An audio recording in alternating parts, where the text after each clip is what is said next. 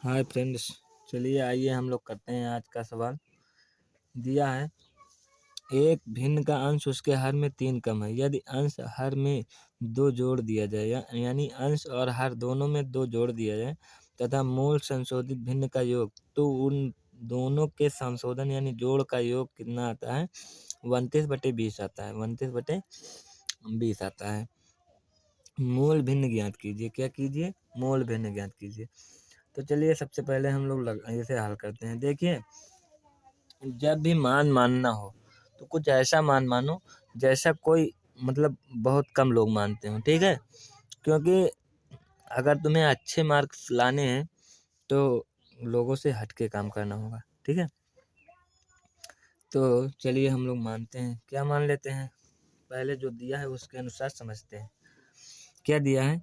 एक भिन्न का अंश उसके हर से 3 कम है, यानी जो अंश है वो हर से 3 कम है। तो माना, चलिए हल कर लिख लेते हैं। हल फिर माना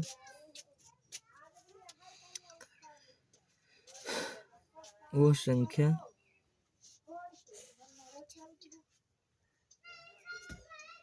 का अंश तथा हर कितना है? a/b है। क्या है? a/b है।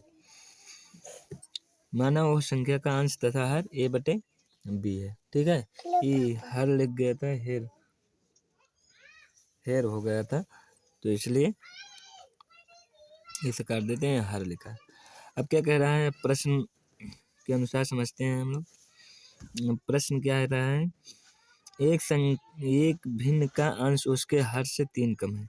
भिन्न का अंश, तो अंश क्या हो गया? ये हो गया, और हर क्या हो गया? b हो गया। तो क्या है? a बराबर b-3, यानी b में से 3 कम है, -3 हो जाएगा, ठीक है? फिर इसे हम अभी समीकरण युक्त बना लेते हैं। तो इसे समीकरण युक्त बनाएंगे तो क्या होगा? a माइनस b बराबर 3, ठीक है? a माइनस b बराबर 3, b जब अंदर आएगा माइनस में हो जाएगा। a माइनस b बराबर 3। अब ये बन गया हमारा समीकरण नंबर 1, ठीक है? अब आगे क्या कह रहा है? चलिए देखते हैं। आगे कहता है यदि अंश हर में 2 जोड़ा जाए, यानी अंश में भी 2 जोड़ा जाए, हर में भी 2 जोड़ा जाए, तो क्या होगा? ये होगा a प्लस 2 बटे b प्लस 2। ए बटे b, अंश और हर क्या था? a बटे b। और इसमें दोनों में क्या जोड़ा जाए? दो जोड़ा जाए, यानी 2 जोड़ते हैं, 2 जोड़ते हैं, तो क्या होता है? तो अब क्या होता है कि ये दोनों का हमारे पास योग कितना आता है? दोनों का कौन कौन? एक पहले जो था एक a/b, और एक जो नया भिन्न मिला है हमें a। दोनों का योग हमारे पास कितना आता है? तो दोनों का योग हम लिख लेते हैं a/b बराबर कितना आता है? 29/20, ठीक है? 29/20। अब चलिए देखते हैं, इसे आगे हल करते हैं। चलिए देखिए जो ये लिखा है a बराबर b-3, तो इसे जहाँ जहाँ ये लिखा हुआ है वहाँ वहाँ रख देते हैं। क्या करते हैं? रख देते हैं। देखिए हम यहाँ प्रश्नानुसार लिख रहे हैं। 2 स्टेप में आप लोगों को प्रश्नानुसार लिखना है, क्योंकि प्रश्न के अनुसार से हम इस काम को करते हैं, तो प्रश्नानुसार, ठीक है? तो चलिए रख देते हैं।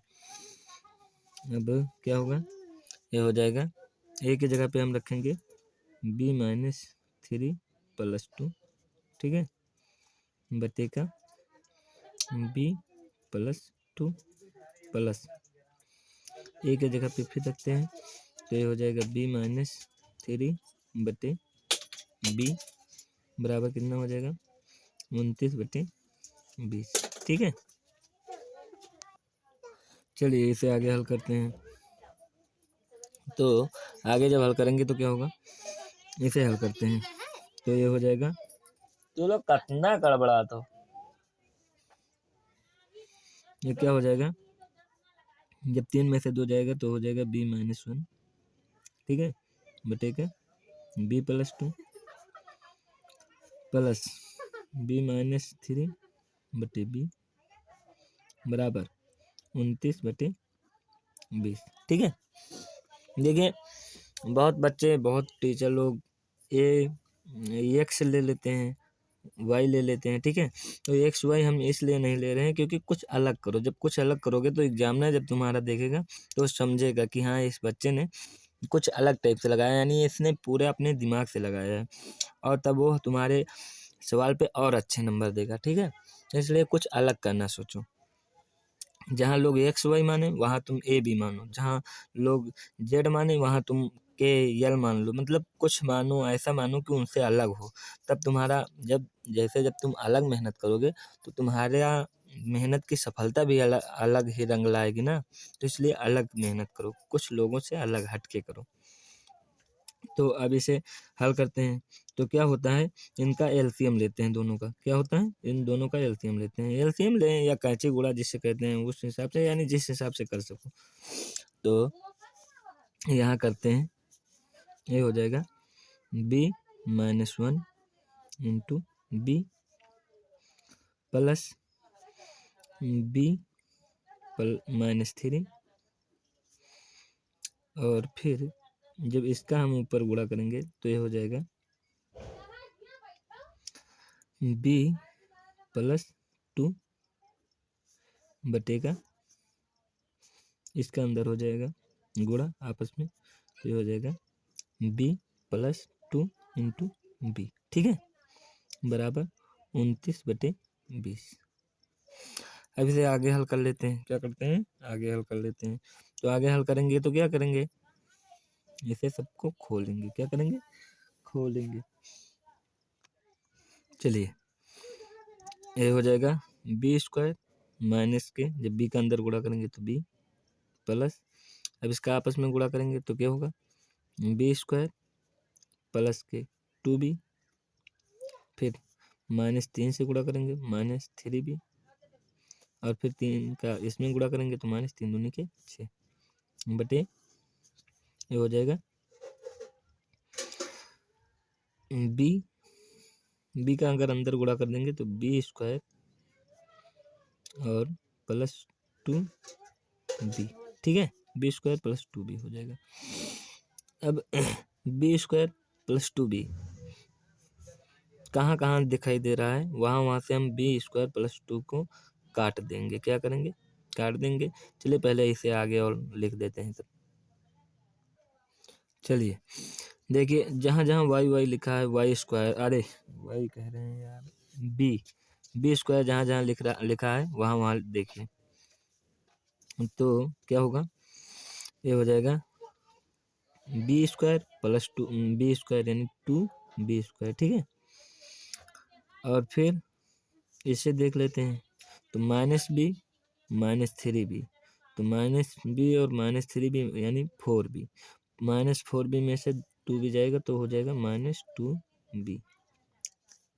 इसे देखिए, यहाँ 3b है और 1b, यहाँ 4b हो गया। 4b में से 2b जब जाएगा तो कितना बचेगा, 2b, -2b, और फिर -6 बटे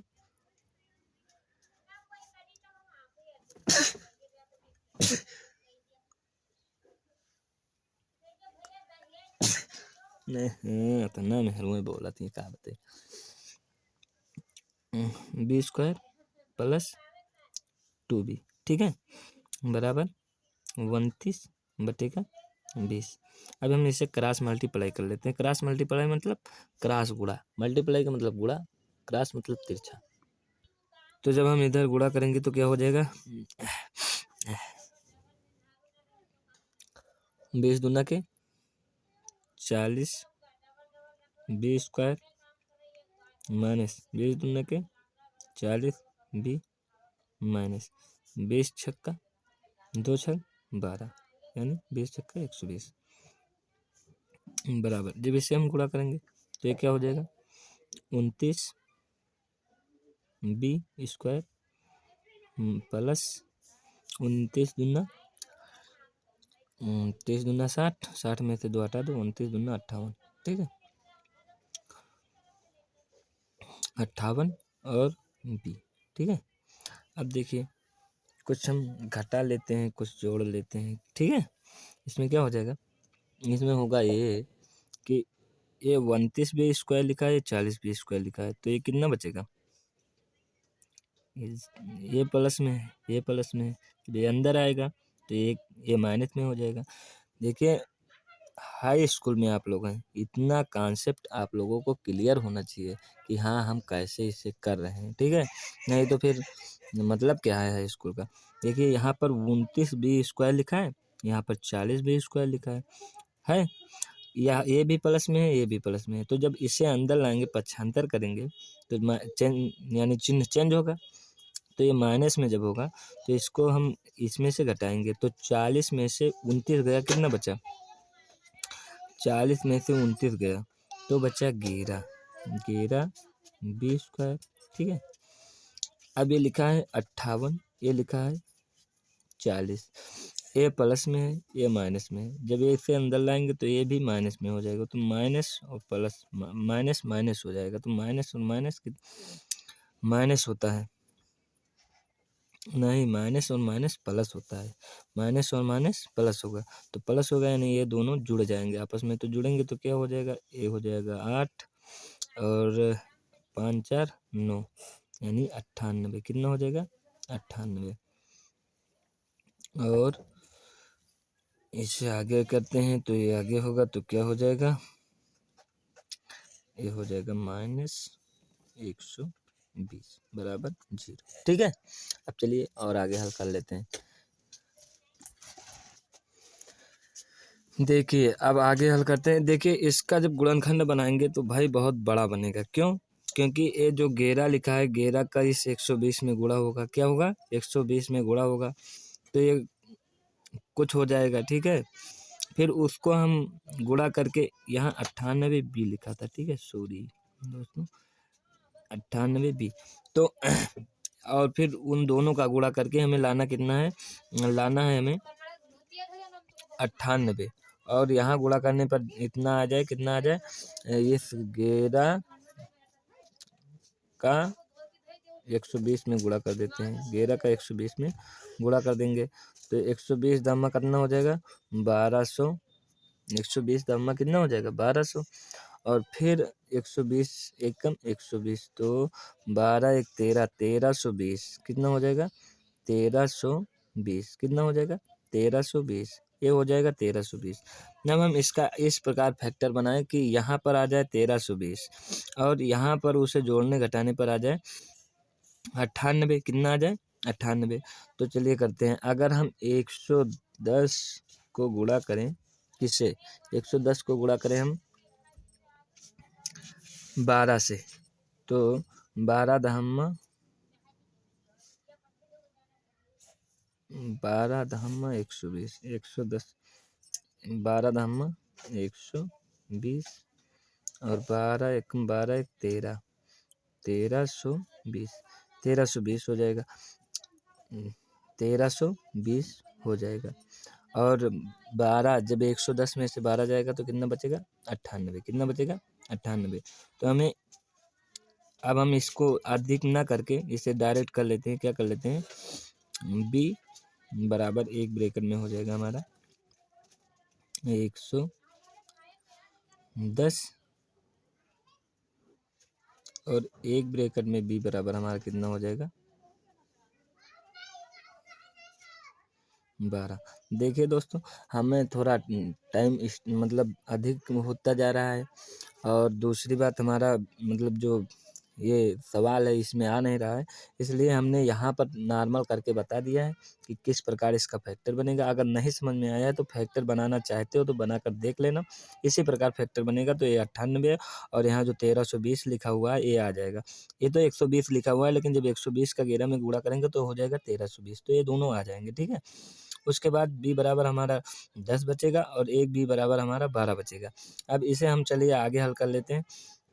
वैसे तो संख्या हमें मिल गई, एक होगा 120 और एक होगा 12, लेकिन अब हमें बी केवल हर तो मिला है, अंश तो मिला नहीं है, तो अंश को भी हम देख लेते हैं।